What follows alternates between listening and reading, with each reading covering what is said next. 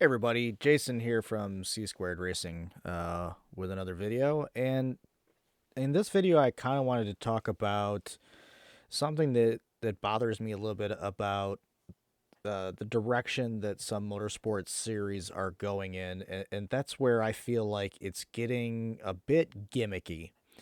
And the reason I want to do this video is because there's a fine line sometimes between innovation in motorsports and gimmicks. And everybody's got their own opinion on what's too much and what's not enough. And so I kind of wanted to talk about my thoughts on it. I don't know if I'm necessarily going to have a specific judgment, but I thought I would at least kind of start the conversation, and then maybe you guys can, uh, share your viewpoints in the comments below the video after you've watched, and we can kind of have that dialogue. Um, but I guess I'm a bit of a traditionalist. One of the things that I loved as a kid watching NASCAR racing, and when I was brought up when I was young, it was pretty much just NASCAR. I didn't really watch any other form of racing. Uh, we had an oval dirt track near us that we would go to sometimes to watch racing, and it was that NASCAR style stock car type racing. And then on TV on Sundays, it was sit back and watch whatever the NASCAR race was. And I started out as a Darrell Waltrip fan, and then my father converted me over to the Dale Earnhardt clan, and that's kind of where my racing fandom was for a long time. And I didn't really know much about other sports. And of course, there's always that rivalry between people that like NASCAR and versus people that like open wheel racing, sports car racing, drag racing, motorcycles, what have you, about why one series is better than the other. And one of the things that I always pointed to when it came to NASCAR is that NASCAR is incredibly the cars that they drive in NASCAR, the stock cars. I refuse to call them NASCARs, by the way. I hate when people call them NASCARs. Uh, the they're NASCAR stock cars, but they're hard to drive. They are so incredibly difficult to drive. Um, they they were almost intentionally, not almost intentionally, they were intentionally sort of held back from a technological standpoint. I mean, they only recently, within the last handful of years, got direct fuel injection, something that we've had in our passenger cars for a very long time. They don't even have speedometers in the car. Excuse me, I've got a hair in my glasses. Every time I go to film, I get stuff in my eyes. the Everything was just very manual in the car. Stick shifts, no paddle shifters, no speedometers, no buttons on the steering wheel that they could change anything on the car. If they wanted to make an adjustment, they had to come down onto pit road, and somebody had to make a manual physical adjustment. None of this plugging your laptop into the car and rewriting the software. And I like that as a young racing fan. I thought that was very pure. I like the fact that the cars were hard to drive, that they were big and heavy, and the tires were, wearing out after 10 laps, and that it took a lot of uh, physical ability to manhandle those cars. And then in recent years, they started to embrace technology. And that can be a good thing or it can be a bad thing. And it depends on your viewpoint. You look at the cars now, and they've got the digital cockpits. They've got the ability now to adjust certain things in the car uh, so that they don't necessarily have to come to pit road for changes. Um, and you can kind of debate whether or not that is better. Does it make the racing better for a driver to be able to make an adjustment in the race and to be more competitive rather than have them be out on the track struggling for 20 laps until they make a pit stop?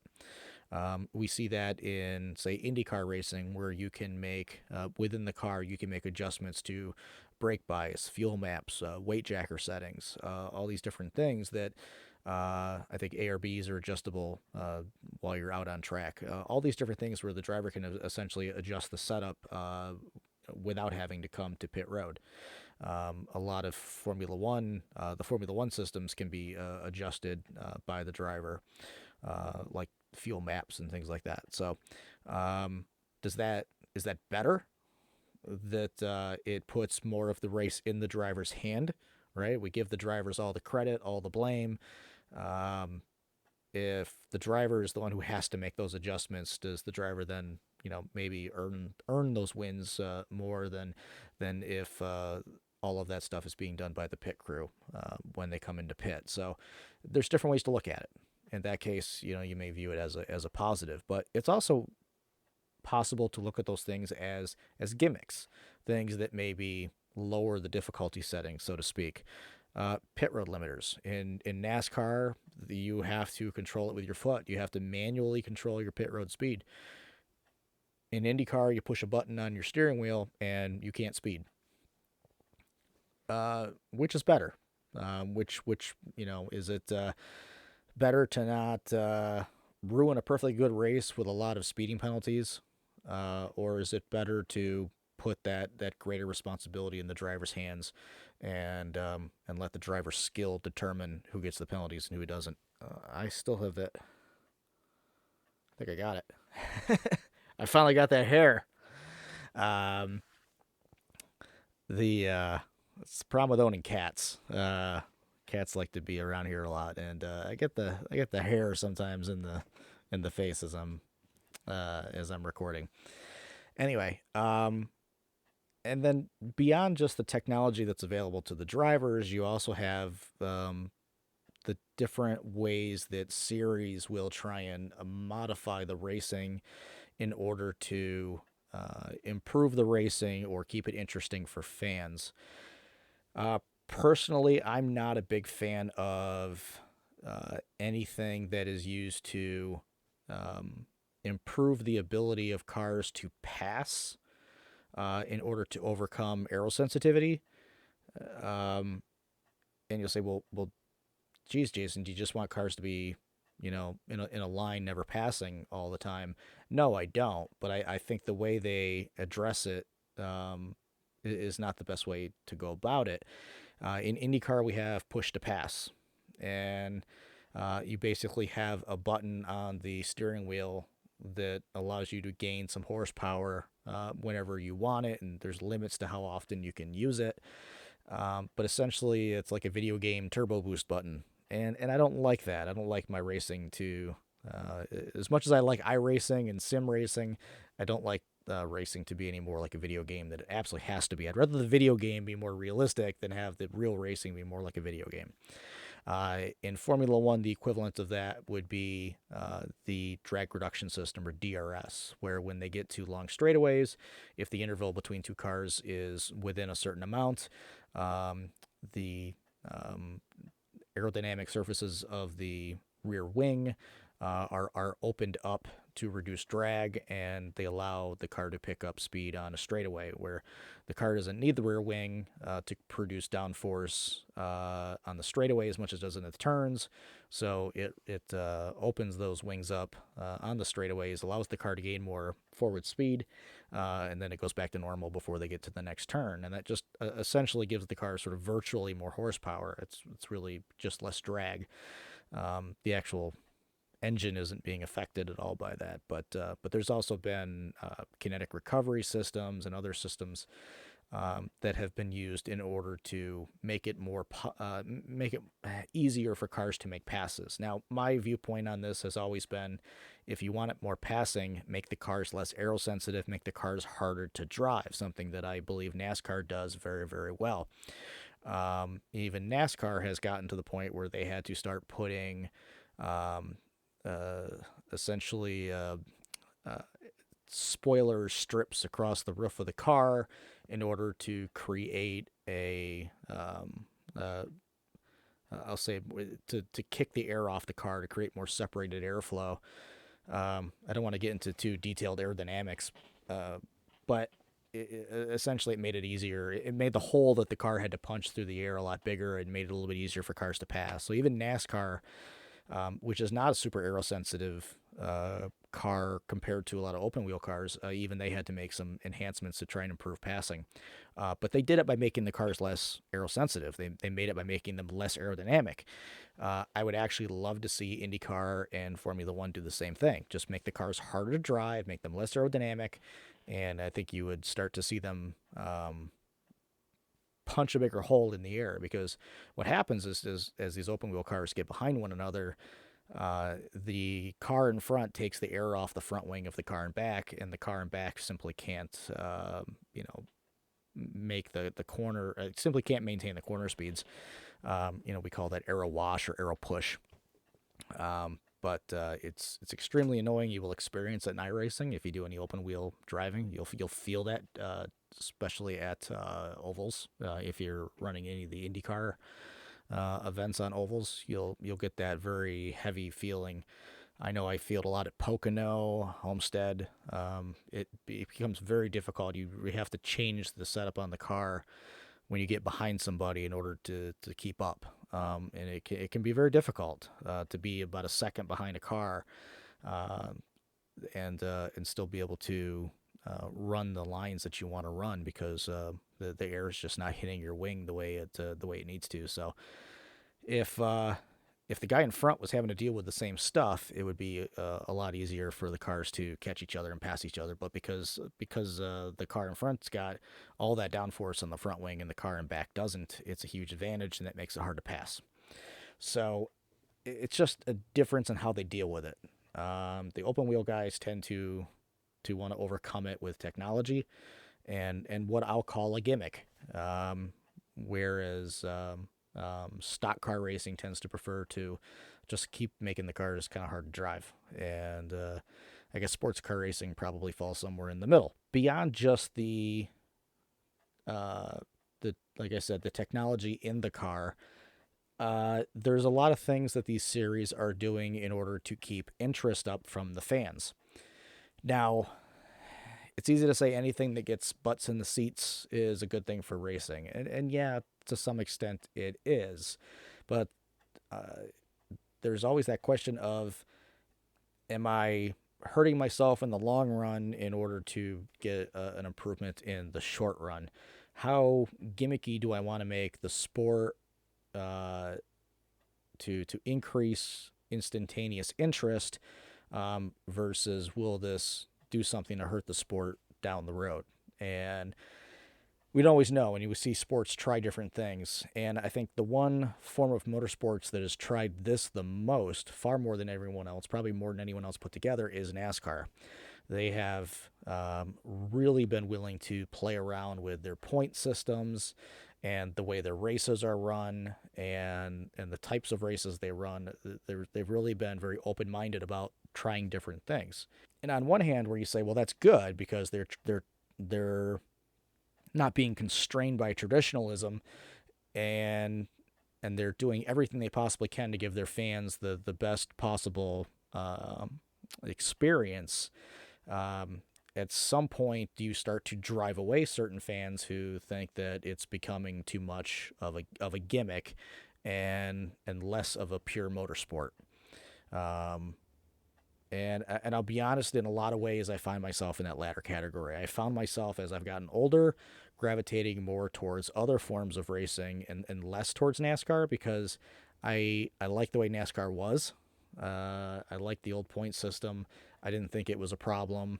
I didn't care that a guy could win a championship without winning a race. But I was also okay with some of the early changes they made, where they started playing around with the point systems to make wins more important. Then they added in a playoff system.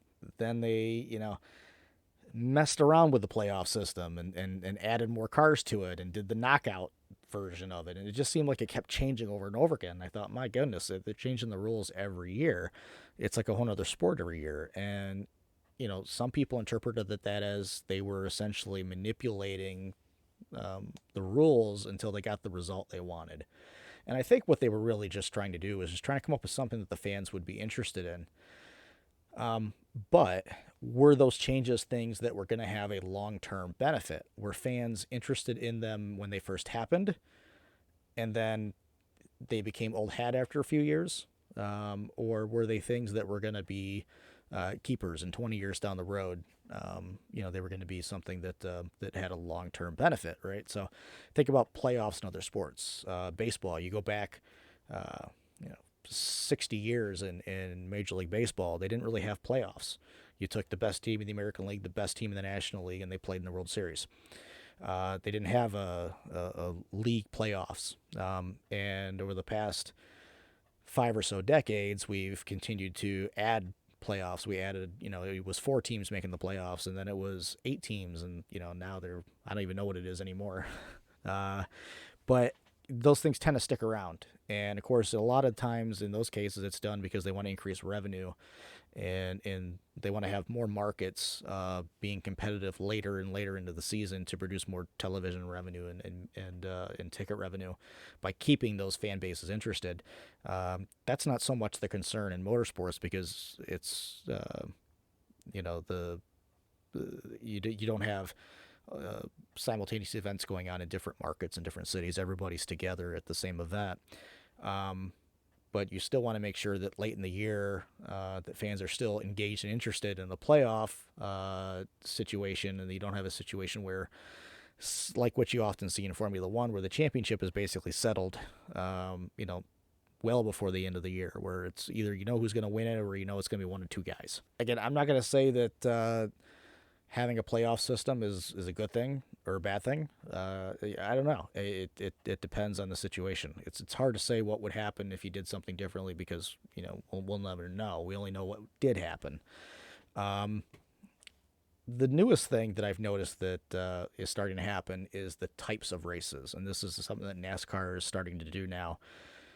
I'm glad to see NASCAR embracing more road racing. As someone who enjoys road racing myself, I think it's great. I think in the long run, that will produce better racing. I think you're already starting to see some of the younger guys in NASCAR getting better and better at running road courses. I'd actually rather watch a road course race in the lower series, the Truck Series and Xfinity Series, versus the Cup guys, because I think these younger guys are having a lot more experience, because the feeder series in NASCAR ran a lot more road courses than the Cup Series did. But now we've added we've had road course races at Daytona, road course races in Charlotte, and now we're adding dirt into the mix. We started out several years back running the dirt races at Eldora in the Truck Series, and that faded away. That didn't last. Here we are in 2021, and there's no dirt race in Eldora anymore. Still got hair. Still more hair floating around. But now we've got the dirt race in Bristol. And is the Bristol dirt race something that's going to be a permanent part of the NASCAR schedule 20, 30 years from now? Or is that going to be another came and went fad that was done to get people interested, but after a few years, everybody thought that was old hat too? And that we have to come up with some new novelty to keep fans interested. And I think, in my opinion, the answer to that question is, does it actually make the racing better? If it is just a novelty where you're just expecting there to be some chaos because it's something new. I remember when the Charlotte road course first got put on the schedule, all of the marketing from NASCAR and from the TV networks were all about, it's going to be chaos, and it was all video highlights of cars wrecking everywhere. And that's what everybody tuned in for. People tuned in not to see a good race, but to see chaos. Well, after a couple of years, these guys are going to start to learn that course. They're going to start to learn how to drive it effectively. And it's probably not going to be chaos anymore. Will it turn into good racing? Or will it turn into, boring follow the leader type stuff? Who knows? But it was clear that NASCAR's interest was that chaos. They wanted people to watch it because they thought it was going to be a circus. And I don't know if that's the best way to go about trying to improve your sport. And now we're kind of pushing this Bristol Motor Race. And the question is that going to produce good racing that people are going to enjoy watching year after year after year after year? Or it's going to be a novelty that we're going to get tired of after a couple of races? It'll be interesting to see. As I'm filming this video, that race is actually scheduled for this weekend. So I'm going to try and check it out. If I get a chance to, I'll try and see if I can catch some of it because I'm interested in seeing that. I love anything that improves the quality of racing. And, growing up near a local dirt track, I think it's, an incredible skill. I think being able to drive on surfaces like that makes you a better driver. It was interesting the other day. I actually heard that Dale Earnhardt Jr. They asked him about racing on dirt, and he said, "You know what? I've never really raced on dirt," and it was just shocking to hear that an Earnhardt didn't have dirt racing experience. So this is a guy that you just figure would have gone out and raced on local dirt tracks when he was young, but he jumped right to asphalt. So, one of the most famous names in American racing. And he's like, I've never really experienced dirt. And it's like, man, he probably would have been a better driver if he had, because I do believe that teaches you a lot of really, really great skills. And I'm trying to get into doing more dirt racing in the simulators and iRacing to try and improve my skills when I'm doing road racing or autocrossing or things like that, where handling is more critical. So I don't know. We'll see where it goes, but I always get concerned that stuff is getting more gimmicky, and I get concerned that fans are going to start to get driven away by the constant change. I think that you can be too static, you can be too sort of sedentary in your ways, but I think that sometimes you can change things too much too. I think it just remains to be seen where that balance is. Some people may look at IndyCar and Formula One and say it's about time you did something different.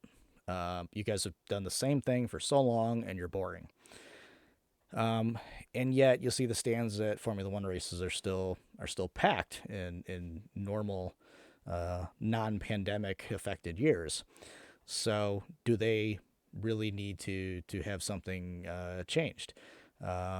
Is the does the Indy 500 need to change, or is it still every bit as exciting and every bit as much a draw as it always has been, even though very little has changed in over a century of running that race? Who's to say? Obviously, the folks at NASCAR feel like they need to make these changes. But the question is, are you making your sport so gimmicky that people start to not take it seriously, or people start to have trouble following it because they can't keep up with all the rule changes? And do the competitors themselves start to have trouble keeping up with the rule changes too? So, I've got my own personal opinions on this. I like what NASCAR has done with the cars. I like that they've kept adjustability to a minimum, but I don't mind that there's a little bit. But I'd like to see the format, the point system, the schedule. I'd like to see that maybe diversified, but I'd like to see. I'm not a big fan of the stage racing, for example. I don't mind. Um, we'll talk about stage racing for a bit because in the old days, they would do the halfway point bonus. And so you had to run hard halfway through the race because you wanted to get that extra, I think it was 5 points back in the day. And then they got rid of that. And so what would start to happen is the middle of the race would get pretty boring because nobody would really push until the very end of the race. And so they said, well, we're going to put stages in. And that way there's points intervals throughout the race. And that encourages guys to keep pushing hard, even in the early stages. And then they decided to implement the cautions at the ends of the stages, throwing the green and white checkered flag, essentially as a guaranteed commercial break for sponsors. That was really the reason why it was put in, was for the sponsors. It wasn't done for competitive reasons, but it also had the benefit of bunching the pack back up again. And one of my big criticisms of NASCAR is that they love to throw cautions because they want to bunch the pack up. And one of the things my opinion, my viewpoint is with NASCAR is that I'd like to see a lot less cautions.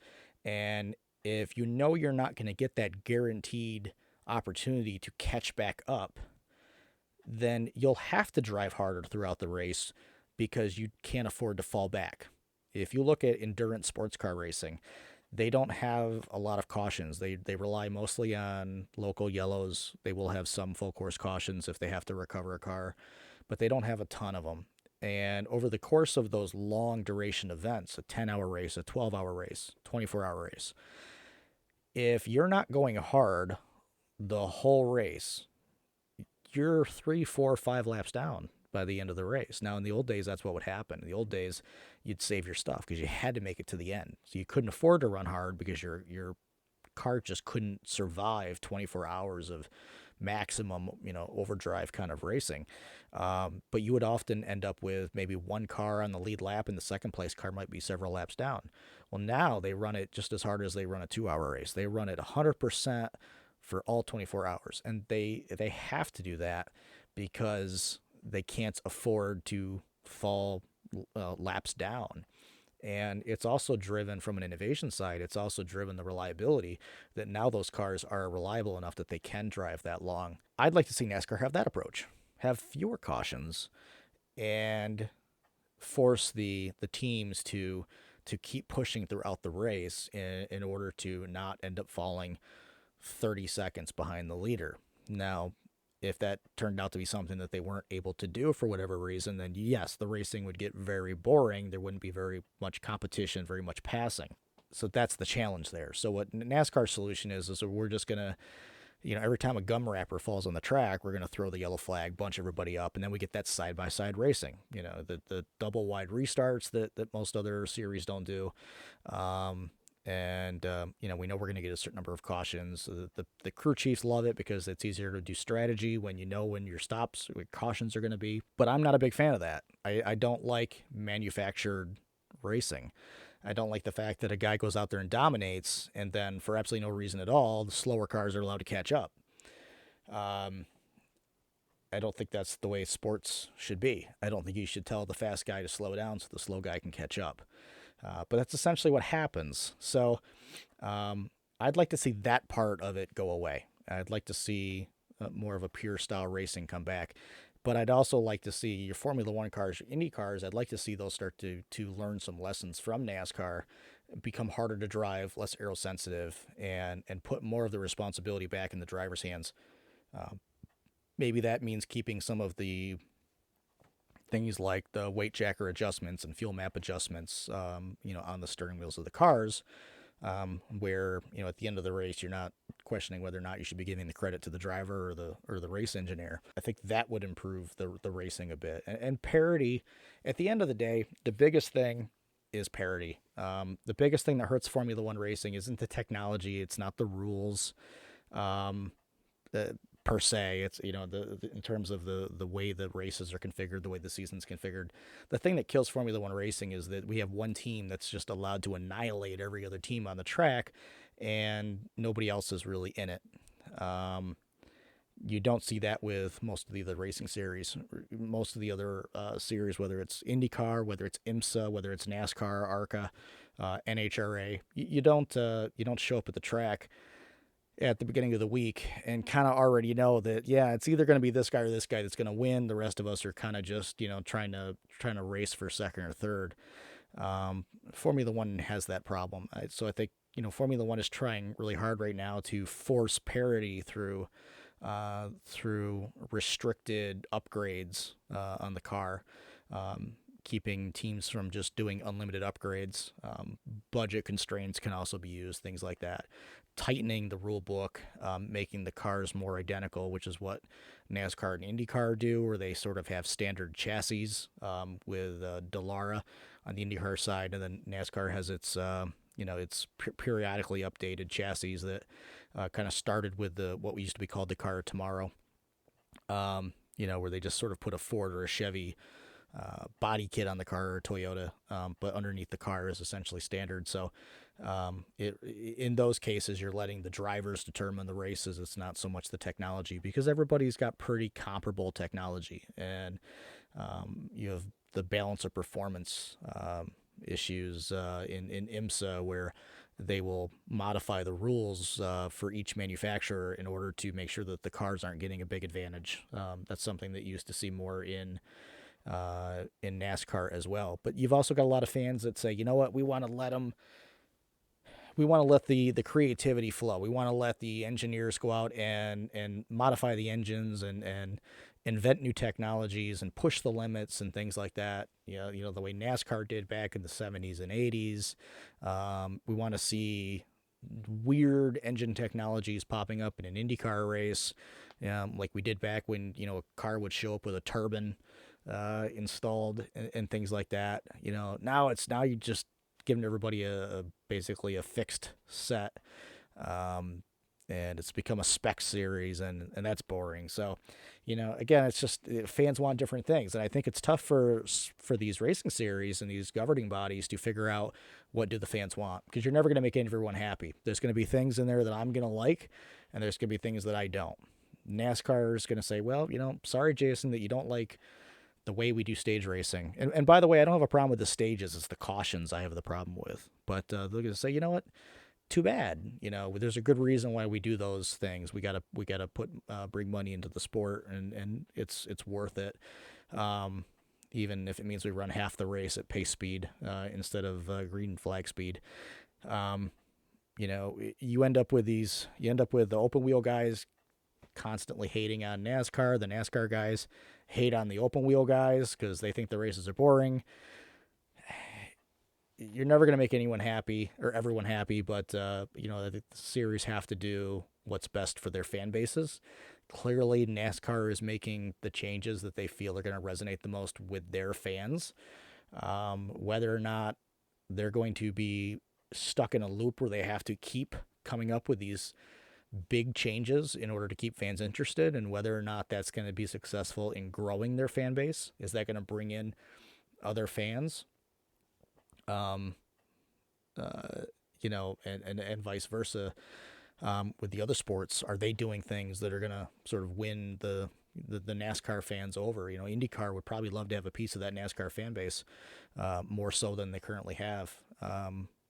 So it's I don't know. It's these are just kind of my thoughts. Honestly, I'm just sort of speaking off the top of my head. I don't usually do these kind of videos where I just ramble on for half an hour, but I just thought this might be interesting to somebody. So I'd love to hear what other people think. I know I'm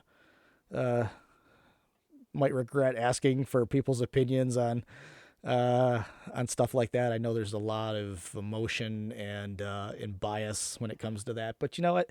I think it'd be interesting to hear what people have to say, and what do you think? How do we close the gap? Maybe I'll give you guys some questions to answer. How do we close the gap between the open wheel guys and the stock car guys, and what drag racing does and what motorcycle racing does? What dirt racing does, rallycross. How do we start to close the gap? Maybe you think that we're already doing some good things. Maybe you think there's other things that we could do. How do we make the racing better without having to use artificial means? Or are you one of those people that thinks that we should just throw everything at the wall and see what sticks, and let the fans decide based on seeing it in action whether they like it or not, rather than say should they do it or shouldn't they do it? Say, hey, just do everything, and then let the fans tell you, yeah, we like that, but we didn't like this. And maybe that's what NASCAR is doing. Maybe the other series should do more of that. Maybe NASCAR should do less of it. I don't know. You guys tell me. I'd love to hear what your guys' thoughts are on it. Go ahead and leave me a comment. Tell me what you think. And if you think there's something else that you guys think would be worth discussing, let me know. Leave a comment on that as well, and maybe we'll cover that topic, and you guys can hear my thoughts on that if you guys want. But I think I'm going to leave this here. I think we've talked about this long enough, and I hope everybody has enjoyed the conversation. I hope I got your minds thinking about some things, perhaps, and I can't wait to hear what you guys say about it. So I hope everybody has a great rest of your day, and until next time, I'll see everybody on the next lap. Bye, everyone.